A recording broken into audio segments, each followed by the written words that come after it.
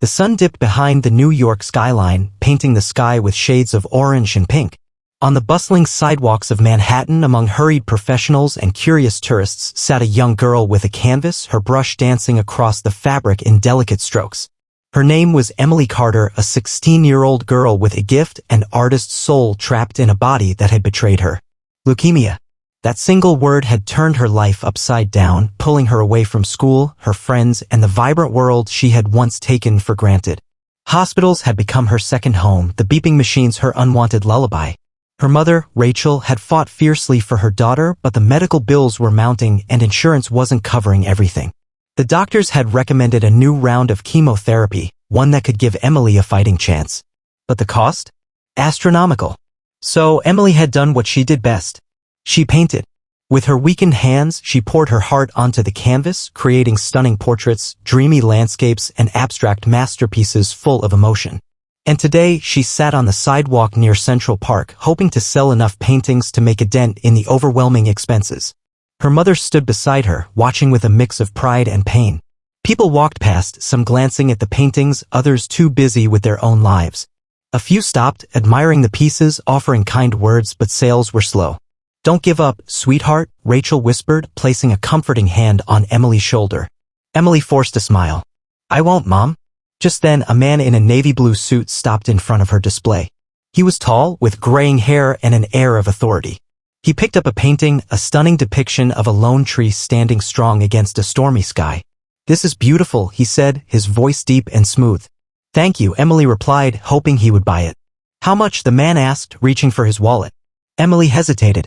She didn't want to scare away a potential customer, but she also needed the money. "It's $250, she said softly. The man raised an eyebrow but nodded. "Worth every penny," he said, handing her the cash. Emily's heart swelled with relief. One painting down, many more to go. As the man disappeared into the crowd, she sighed. She needed a miracle. And just then, something incredible happened. A familiar, unmistakable voice echoed in the air. "Now, this is something truly special." Emily froze. Her mother gasped. People around them turned, their eyes widening in disbelief. Morgan Freeman stood before her. For a moment, time seemed to stand still. The rhythmic bustle of New York faded into the background as Emily's wide eyes locked onto the man standing before her. There was no mistaking that iconic, velvet-rich voice. Morgan Freeman. The Hollywood legend stood tall and graceful, dressed in a casual gray blazer over a black shirt. His warm brown eyes scanned the array of paintings carefully, lingering on each one as if he could see the soul behind every brushstroke. "Are these your paintings, young lady?" he asked, his voice a soothing melody that made people stop in their tracks. Emily swallowed hard, struggling to find her words. "Why, yes, they are," she finally managed, her voice trembling with disbelief. Rachel, standing beside her daughter, clutched her hands to her chest. This couldn't be real. Morgan knelt slightly to get a better view of the artwork. His fingers traced the air above a canvas that depicted a girl standing under a moonlit sky, her face hidden in shadows. "This one," he murmured. "There's a story in this piece." Emily's heart pounded against her ribs. "It's called Hope in the Dark. I painted it after my first chemo session," she admitted softly. "It felt like everything was slipping away, but I wanted to believe there was still light somewhere." A silence settled over the small crowd that had gathered, eavesdropping on the surreal moment. Morgan looked at her with the kind of depth only he could convey. "Hope," he repeated, his voice soft but resonant. "That's a powerful thing to hold on to." Rachel, tears brimming in her eyes, finally found the courage to speak. "Emily, she's fighting leukemia. She's selling these paintings to pay for the next round of chemotherapy." The words hung heavy in the air. Some in the crowd gasped softly while others exchanged looks of admiration for the young girl's courage. Morgan's face shifted, kindness mixed with something else. A resolve. "And how much for this piece?" he asked, tapping the painting gently. Emily's voice wavered. It's $300, she said, almost apologetically. Without hesitation, Morgan pulled out his wallet. But instead of handing her $300, he reached for something else, a sleek, leather checkbook. With smooth precision, he scribbled something down, tore off the slip, and handed it to Emily. Rachel's breath caught in her throat as her eyes fell on the figure written in crisp black ink. $10,000. "I'll take this one and consider this a little help for the road ahead," Morgan said with a warm smile. Emily's mouth fell open. I can't, Mr. Freeman, this is too much." "Nonsense," he replied gently, his voice calm but firm. "What you're doing, fighting like this, creating beauty despite the pain, is worth far more than this check." Tears welled in Rachel's eyes as she grasped her daughter's shoulder. Emily, overwhelmed by emotion, whispered, "Thank you. Thank you so much." That night, Emily and Rachel sat on their worn-out living room couch, still trying to process what had happened. The check for $10,000 lay on the coffee table, shimmering under the dim light like a promise, a lifeline they had almost lost hope for. "I still can't believe it," Rachel whispered, her voice thick with emotion. "Morgan Freeman, he didn't just buy a painting. He gave us a miracle." Emily traced the edge of the check with her fingers, her mind racing. For months, fear had clouded every decision, every thought. But now? Now, hope felt real. "We can finally schedule the chemo," she said, her voice barely above a breath. Rachel nodded, wiping a tear from her cheek. "Yes, baby? We can." But neither of them realized that their story was just beginning. The next morning, as sunlight poured through the cracked blinds, Rachel's phone buzzed incessantly. She reached for it, still groggy, and froze when she saw the hundreds of notifications flooding her screen. "Emily," she gasped. "You're going viral." Confused, Emily snatched her phone and opened Twitter. Her heart raced as she read the first tweet. Right arrow, a teenage girl selling her paintings to afford chemo until Morgan Freeman stepped in. Faith in humanity restored. Artist palette blue heart hashtag hope in the dark. Attached was a video, one she hadn't even noticed someone recording. It captured the exact moment Morgan Freeman handed her the check and made his powerful appeal to the crowd. The post had already amassed over 1 million views and the numbers were climbing by the second. Comments poured in from strangers all over the world. "Left speech double, such a brave girl. Where can we buy her paintings?" "Left speech bubble, this is why Morgan Freeman is a legend, what a heart." "Left speech bubble, I'm not crying, you're crying." Emily's hands trembled as she turned to her mother. What do we do now?" Rachel smiled through her tears. "We keep going, sweetheart." Within hours, reporters began reaching out. Local news channels wanted to interview Emily and an online art marketplace offered to showcase her work for free. But the biggest shock came when Rachel received an email from a name she almost didn't recognize. Subject, an offer from Freeman Studios. Rachel's jaw dropped. "Emily, Morgan Freeman's team wants to help us set up a website to sell your art. They want the world to see what you can do." Emily's heart pounded in her chest. For the first time in months, the future didn't seem like a frightening shadow. It felt possible. By the end of the week, hopeinthedark.com was live. Emily's paintings, once confined to a tiny corner near Central Park, were now reaching people from California to New York and even as far as London and Tokyo. Orders poured in. Some requested custom pieces. Others simply donated, leaving messages of love and strength. Every sale meant another step toward survival. And for every person who bought a painting, Emily knew she wasn't fighting alone anymore. But the biggest surprise was yet to come. One afternoon, while Rachel was on the phone scheduling Emily's next round of chemotherapy, a black luxury SUV pulled up outside their modest apartment building. Emily, curious, peeked out the window. Her breath hitched. It couldn't be. The door swung open and out stepped Morgan Freeman again. Only this time, he wasn't alone. A tall, elegant woman with silver hair walked beside him, holding a bright blue folder. A knock echoed at their door. Rachel rushed over and swung it open, gasping. "Mr. Freeman." "Ayo." Morgan raised a hand with a warm smile. "Please call me Morgan." The silver-haired woman stepped forward. "I'm Cynthia. I work with the Morgan Freeman Foundation and we have something we'd like to discuss with you."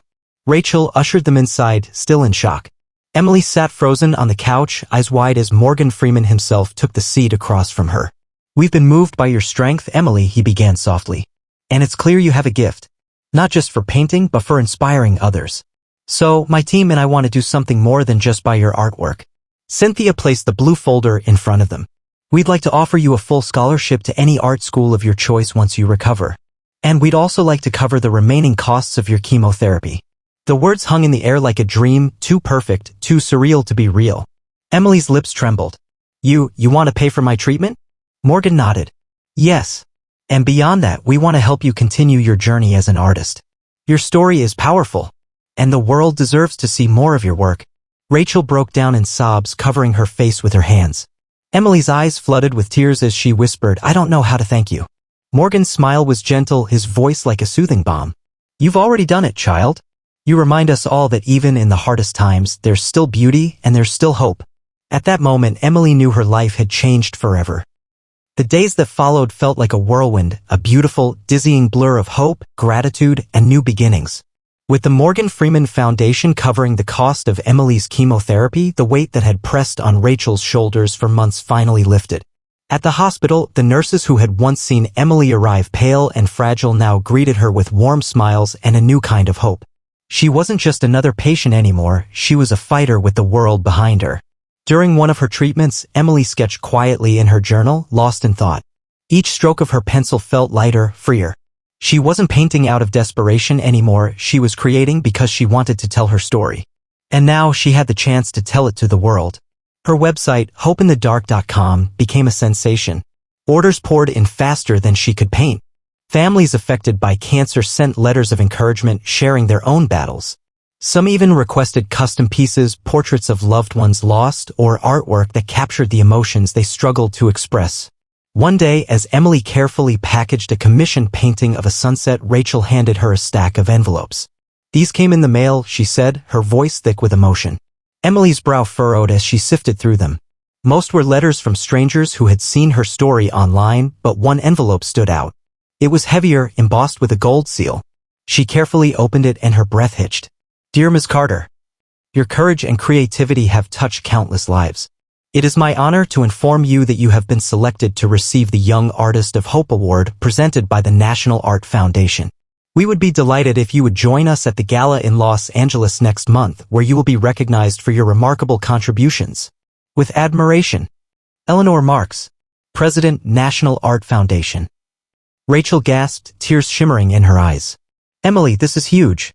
The National Art Foundation, they only honor a handful of young artists each year." Emily felt a warmth spread through her chest, a mixture of pride, disbelief, and gratitude. "I can't believe this is happening," she whispered. But deep down, she knew something had changed inside her. She wasn't just surviving anymore. She was living. A month later, Emily and Rachel stepped onto a red carpet in Los Angeles, surrounded by flashing cameras and an ocean of glittering lights. For the first time in a long time, Emily didn't feel like a patient or a girl burdened by illness. She felt seen. Inside the grand ballroom, celebrities, philanthropists, and artists mingled beneath towering chandeliers. Emily clutched Rachel's hand tightly, feeling overwhelmed by the scale of it all, until a familiar voice cut through the noise. "Well now, if it isn't my favorite young artist." Emily spun around, her face breaking into a wide smile. Mr. Freeman, Morgan Freeman, dressed in a sharp black tuxedo, held his arms out warmly. "I told you we'd see each other again." Rachel blinked back tears as she shook his hand. "We can never thank you enough for everything you've done for us." Morgan's expression softened. "You've already repaid me by sharing your gift with the world." He turned to Emily. "How are you feeling?" Emily's heart swelled with pride. "I just finished my 3rd round of chemo, and my doctors say I'm responding well." A slow smile spread across his face. "That's what I like to hear." As the night unfolded, Emily found herself on stage, standing beneath a spotlight that once would have terrified her. But not tonight. Eleanor Marks stepped forward, her voice warm and clear. "It is my honor to present the Young Artist of Hope Award to a young woman whose courage and talent have inspired millions. Her art isn't just beautiful. It's a beacon of resilience in the face of life's greatest challenges.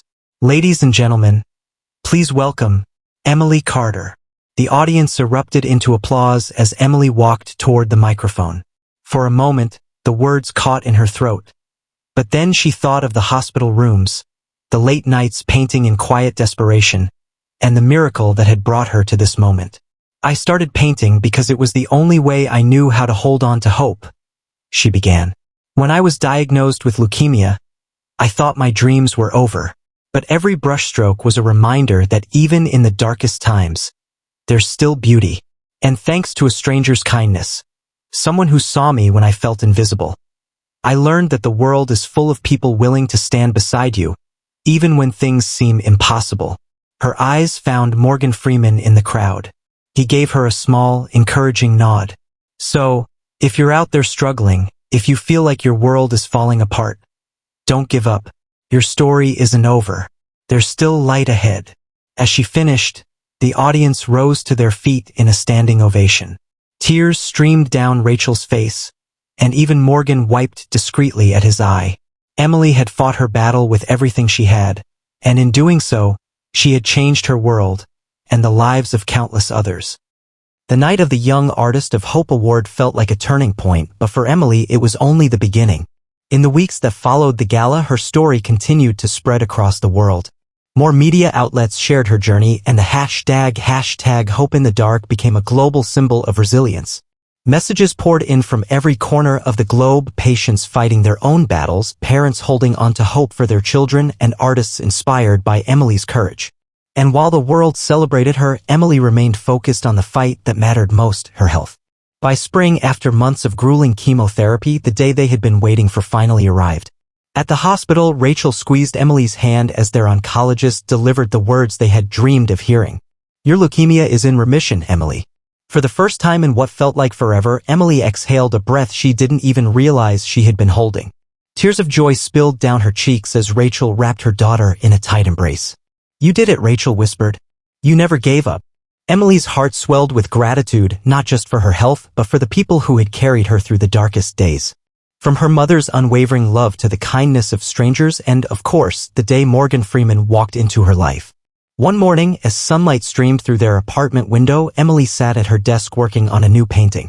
This piece was different. It wasn't born from pain or desperation. Instead, it was a vibrant explosion of color, swirling with warmth and light. As she painted, an email notification flashed on her screen. It was from Freeman Studios. "Dear Emily, Morgan wanted us to let you know that your story continues to touch lives. Inspired by your journey, we are launching the Hope in the Dark Scholarship Fund, a program to support young artists battling chronic illnesses. You've already given the world so much beauty. Now you'll help others do the same. With admiration. The Freeman Foundation ***. Emily's heart soared. What had started as a desperate attempt to pay for chemo had now become something far greater, a movement. Later that evening, as the sun dipped below the city skyline, Emily and Rachel sat on the fire escape sharing a quiet moment of reflection. The city buzzed beneath them, but up here, everything felt calm. "Can you believe it?" Rachel mused, brushing a strand of hair behind her daughter's ear. "Just a few months ago, we didn't know how we'd make it through. And now?" Emily smiled softly, glancing down at the first painting she had ever sold, the one Morgan Freeman had bought that changed everything. "Now, we're not just surviving," she said quietly. "We're thriving." Rachel reached over, taking her daughter's hand. "And you did that, sweetheart. With your strength. Your art. Your heart." Emily's gaze lifted to the stars, sparkling against the endless dark. She knew that not every day would be easy. Life was still unpredictable, and there would always be challenges ahead. But for the first time, she wasn't afraid, because she had learned that even in the darkest moments, there is always light. And sometimes, if you're lucky, that light walks by in the form of a stranger who changes your life forever.